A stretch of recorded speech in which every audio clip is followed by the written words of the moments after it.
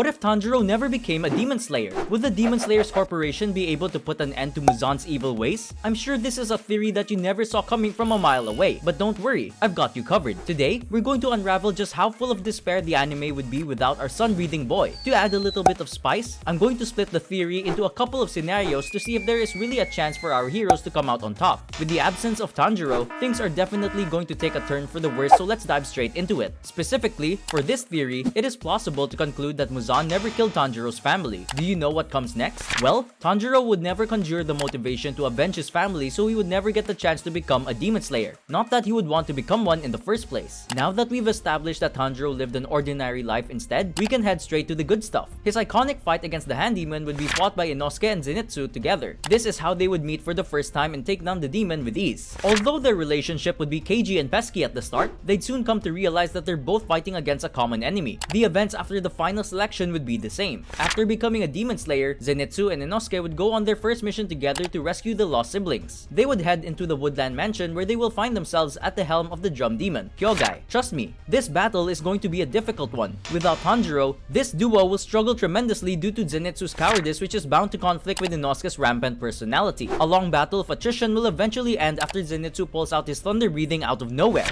The surprise element will catch Kyogai off guard and lead to his demise. This is where things will start getting tricky for Inosuke and Zenitsu. Before they can recover from their injuries, a new mission will halt the healing process. Facing Rui and his entire family by themselves is going to be no joke. Even with Tanjiro, they still had to be saved by Giyu in the end. Their individual battles would be similar. However, they will be completely worn out by the time they have to take on Rui. Expect them to be demolished by Rui, who is going to get the better of them in every instance. Inosuke and Zenitsu will be utterly powerless against a lower rank 5. No words of courage are going to help them through the fight either. Giyu, upon his arrival, is going to be horrified at the sight of his broken comrades. Fortunately, our duo will be saved at the very last second as Giyu's extraordinary water breathing will tear Rui down. Such drastic injuries would take time to heal, but they would eventually be back on track and begin training in the Butterfly Mansion. Of course, Tanjiro not being present wouldn't make a whole lot of difference. Inosuke and Zenitsu will try their best to close the gap between them and the Blood Moons through a rigorous training regime. From here on out, our main characters will no longer have the same plot armor as they used to with Tanjiro around. Yes, you heard it right. Mugen Train isn't going to fare well for Rengoku,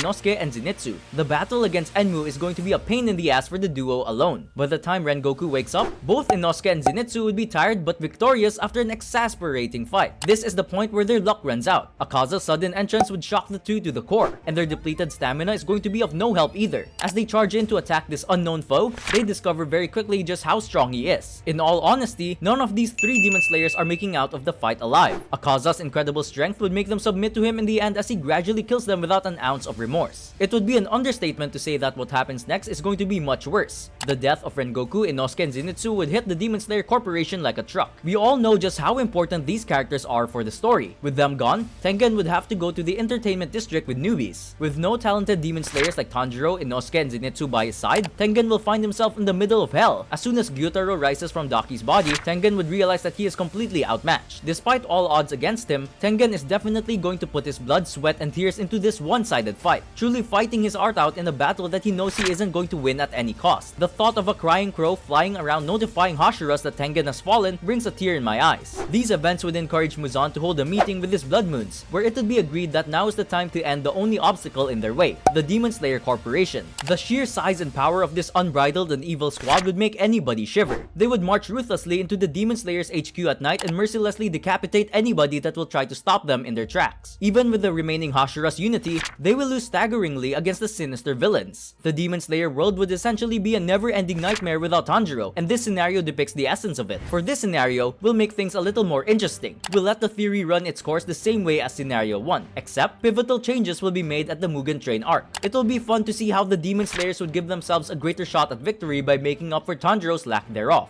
It would be a mistake to not send another person with Rengoku, Inosuke, and Zenitsu. So, to compensate for Tanjiro's absence, Kagaya would send Giyu on the mission as well. This would give them a better fighting chance for sure. Clearing out Enmu wouldn't be a massive deal anymore since Giyu would combine with Inosuke and Zenitsu and rip apart apart and move vehemently, slicing his head with no trouble whatsoever. See? Their stars really seem aligned now that they are full of energy and ready to take on Akaza when he unexpectedly arrives on the scene. If this battle actually happened, we would talk about it for generations. Just imagine, Ryu and Rengoku ferociously chopping at Akaza while Inosuke and Zenitsu provide the necessary support. I would pay to see this fight. Despite Akaza's absurd strength, a team of 4 talented Demon Slayers would give him a run for his money. Even though he is likely to hold his own being an upper rank 3, he will find himself cornered due to the valiant efforts of Rengoku and Giyu. They wouldn't be able to finish off Akaza themselves, but that wasn't their plan all along, keeping Akaza occupied until dawn to scorch him to death. Akaza would foolishly give in to their ploy and find himself burning into ashes. Strength in numbers is the way forward, which will be a vocal point in the Entertainment District arc too. Rengoku would gladly fill in for Tanjiro and go with Tengen, Inosuke, and Zenitsu. The fate of Gyutaro and Daki would be horrendous as they will be caught off guard by the two Hashiras together.